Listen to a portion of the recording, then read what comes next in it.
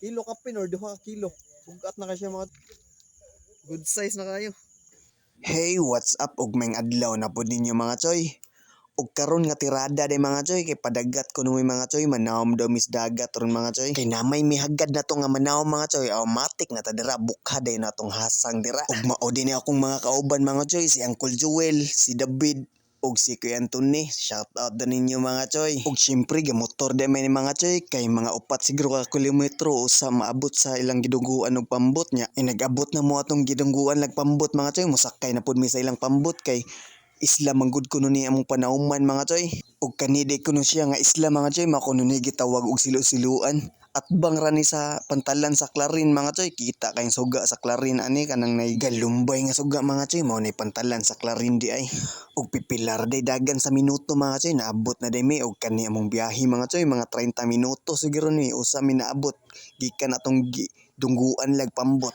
Ug kami ra ding duhang David mo sawom ani mga choy, kay katong duha nga kauban namo mao mo guide namo nga asa mi dapit mo sawom kay wa mo gumi masuito aning dapita diri. Ug mao din ni atong first dive mga choy, kita tag timbungan diring dapita pero pagkabutalo po ning tawhana ni. Ug diri mga choy timbungan gihapon, gitik na gyud siya.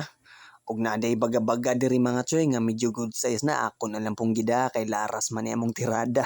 Ug diri sa unahan mga choy sa baton ako nalilian day nga lapu-lapu day nga good size na siguro mga nasa 500 grams na siguro ni siya. So mao tong aton ning paningkamutan nga maigo mga choy. So ug wa gyud ta masayop mga choy ato yung naigo ang lapu-lapu, lami gyud kay ni siya tinuwa or inunon mga choy. Ug bisag sa skabitsi nga sweet and sour mga choy, puti na ning iyang lamia. Ug diri sa unahan mga choy kakuha po day tagkatambak mga choy, lami kay ni siya sa pinirito mga choy, gitik gyud siya, wa siya kalihok. Di kay siya dako mga choy pero good size na ni siya para nako kay tagsarang ko pumimamana aning dagata diri mga choy, mao nang gilaras na lang namo ni.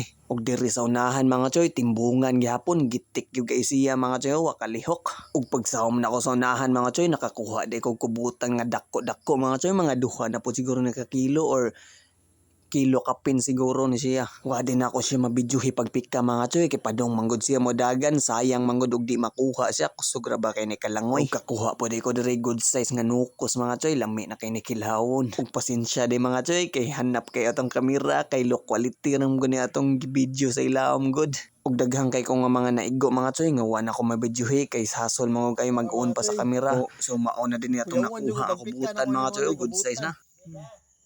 Grabe wag din ako mabidyohe kay padong siya dagan mga choy, dako nga kubutan mga choy, mga siguro ni kilo kapin or 2 kilo.